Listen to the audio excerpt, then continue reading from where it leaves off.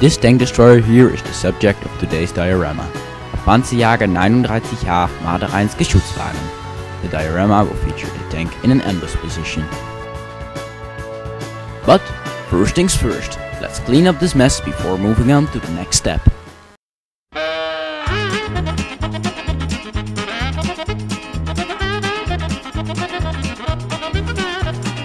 Remember, working in a mess isn't that handy. Sooner or later you will lose small parts of your kits, so always make sure there's enough room to work on your desk.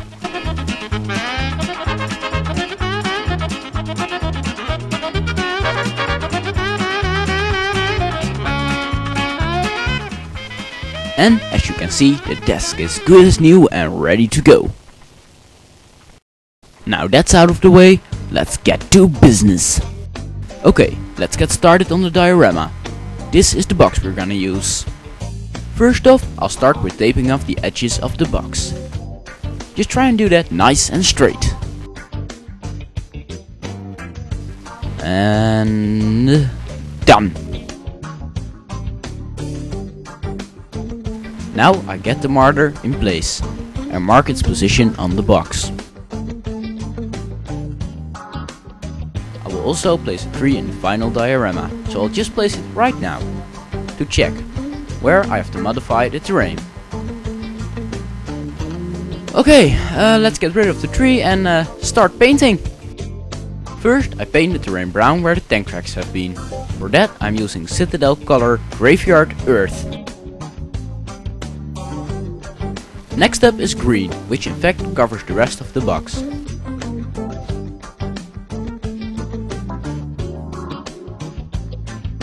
For green I'm using Revell Aqua color 361 Olive Green.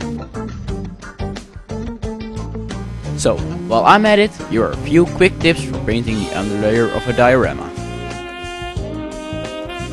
First, strike up and down, then left to right. This way the paint will cover up better. It doesn't matter if the paint doesn't fully cover up, because I'll put modeling grass on top of it. So, while the paint is drying, I'll switch back to the tank destroyer.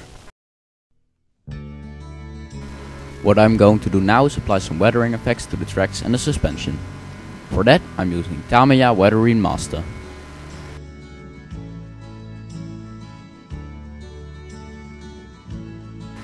First I get my brush a little wet and apply some sand color on it. And then I apply that to the suspension and the tracks. Remember to wet the paint thoroughly before applying it.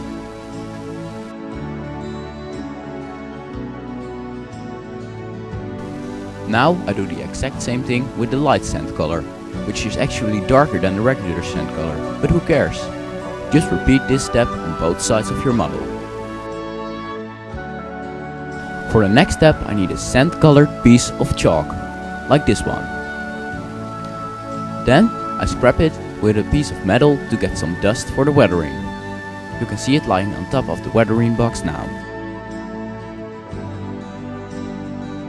Next up I wet the brush and apply some of the chalk dust that I just made onto the brush, which I then apply to the suspension and the tracks.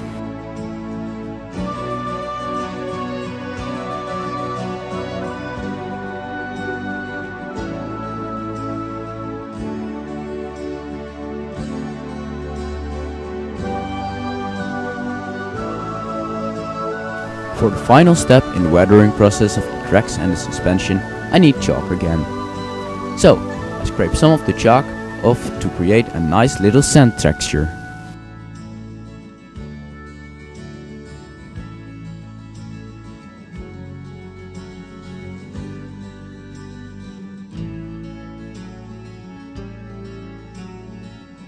Last but not least, I dry brush this side panel of the tank.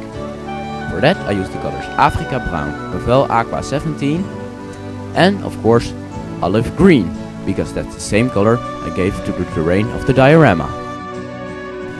For exact dry brushing technique, check out the link below. And the final result of your weathering efforts should look somewhat like this. Time to switch back to the diorama.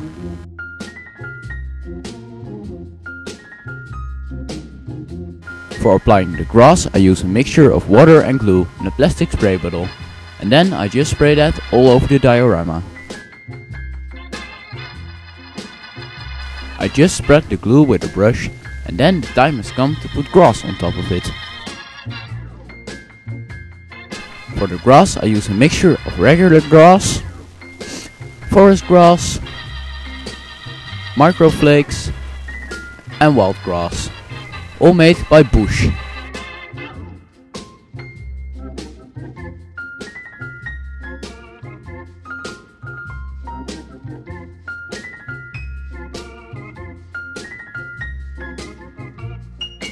Around the place where the tree will be, I put forest grass. For the tracks, I just use regular sand, as found in anyone's backyard. And this is the final result. All that's left now is putting the tree, the tank,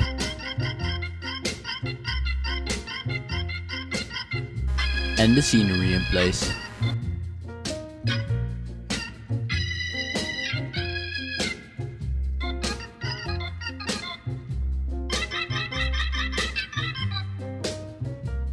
Time to remove the tape,